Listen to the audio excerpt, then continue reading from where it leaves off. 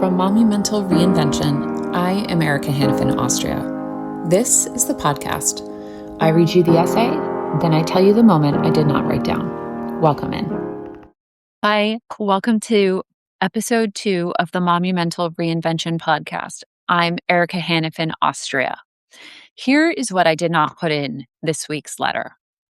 The morning on our shared birthday, my 9-year-old bonus son came downstairs quietly and told me his mom said he cannot call me mom or mom too at his birthday party today. He was upset. I could see him trying to hold it in. Here's what I've been thinking about all day since. A name is a container. It holds what people are willing to acknowledge about a relationship, but a name is not the relationship. Every co-parent in a blended family knows this. Every bonus parent knows this. I told him I do not care what he calls me. I meant it. Because the birthday we share is not called Mom. The candles we blow out together are not called Mom. The quiet mornings before the house wakes up are not called anything at all. They are just ours. I told him he could call me by my first name. I told him he could call me nothing. I told him the container does not matter. What is inside it will be there. He noted. He sat down. We had our coffee in silence, and he gave me a huge hug.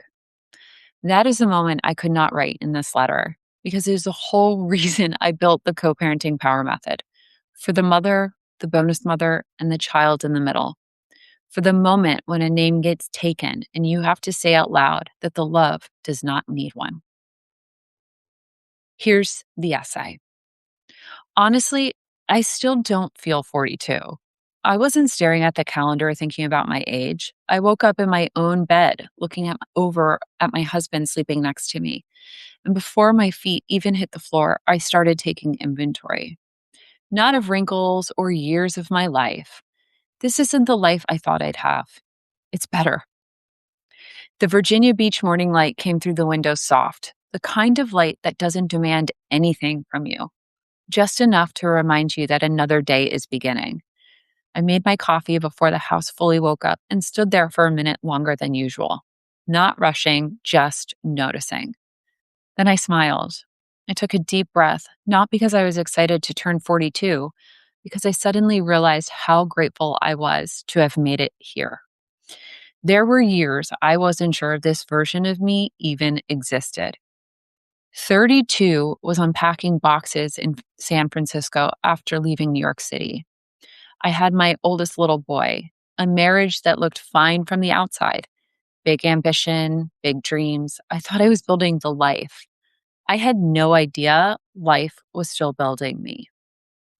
32 thought by 42 everything would be settled. Marriage, career, motherhood, confidence. She thought life got simpler with age. Instead, it got more honest. 32 was apologizing for her freedom, for wanting more, for traveling, for building, for dreaming bigger than the room she was standing in. She spent years shrinking her ambition so other people could stay comfortable. 42 doesn't do that anymore. 32 was spending her energy trying to become enough, good enough, successful enough, lovable enough. She thought achievement could finally convince her she belonged.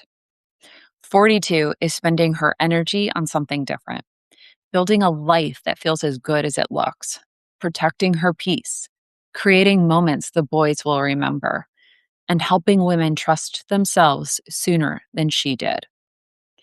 32 believed she had to earn rest, joy, peace, love that didn't require performance. 42 knows those things were never prizes. They were always birthrights. At 32, I treated my body like an employee.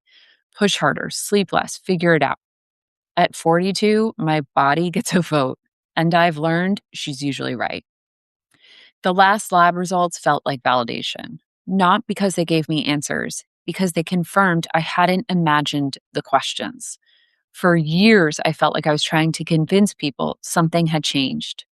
Those results felt like my body whispering, I told you. Symptoms aren't weaknesses, they're information. My body was never betraying me. She was trying to get my attention. 42 finally gave her permission to rest, permission to heal, permission to age without treating every change like something to fight. The 4 years between 38 and 42 are the ones I did not think I would make it through.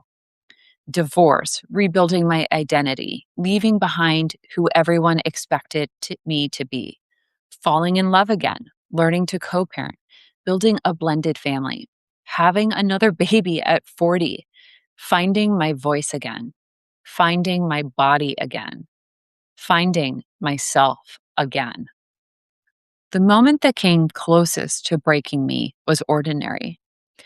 I remember sitting alone after my oldest had gone to bed. The house was finally quiet. The legal paperwork was spread across the table. The business still needed me the next morning. I remember thinking, I don't know how one person is supposed to carry all of this. Then I cried. Not because I was weak, because for the first time, I finally stopped pretending I wasn't. I did not know I was going to make it until one completely ordinary day, I laughed. A real laugh. And afterwards, I realized I hadn't thought about surviving all day. That's when I knew I wasn't rebuilding anymore. I was living. I became the woman I spent my whole life looking for. Turns out she wasn't waiting somewhere else. She was underneath everything I had to let go of. If you are turning a corner into your 40s this year, here's what I would tell you. Stop treating 40 like the end of something. It is the age where you finally stop asking for permission. You do not need to have it all figured out. Not this year, not ever. You need to trust that the life falling apart may actually be making room for the life you're meant to build. Every hard conversation, every goodbye, every reinvention, every version you thought you lost, those weren't random moments. They were monumental. They were quietly introducing you to yourself. Here is what I'm giving myself for 42. Not a gift, a permission. A permission to stop rushing my own life. Permission to enjoy the one I worked so hard to build. Maybe your 40s aren't asking you to become someone new. Maybe they're finally introducing you to the woman you've been becoming all along. If 32 could hear this letter, I would tell her, I know you are terrified of losing everything. You won't. You'll lose what was never meant to stay. And one day you'll wake up at 42, look around your kitchen, and realize the life you were so afraid of isn't the one that broke you. It's the one that finally brought you home.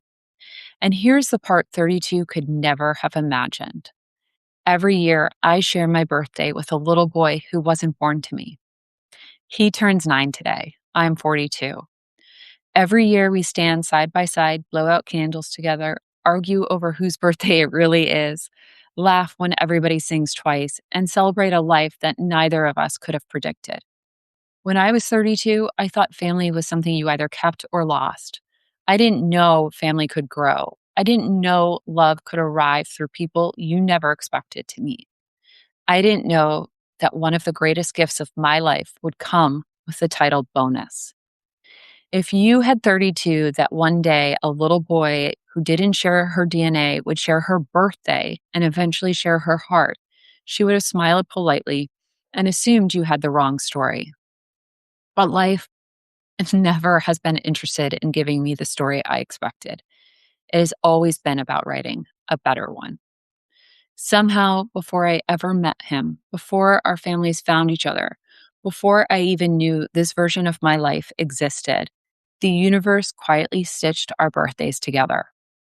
Every year when we blow out our candles, I am reminded that healing doesn't just restore what was lost.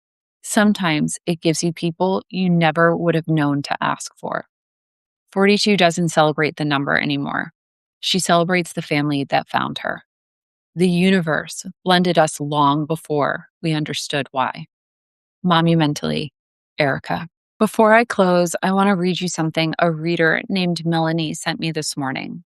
She wrote, "Happy birthday. Love, a fellow July birthday friend.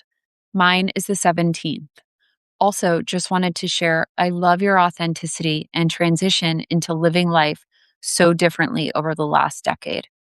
It is encouraging and refreshing. Have an amazing day. And she signed it, Melanie.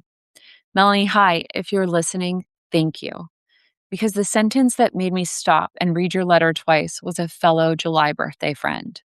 Two women, neither one of us has ever met. Same July, same shared birthday energy.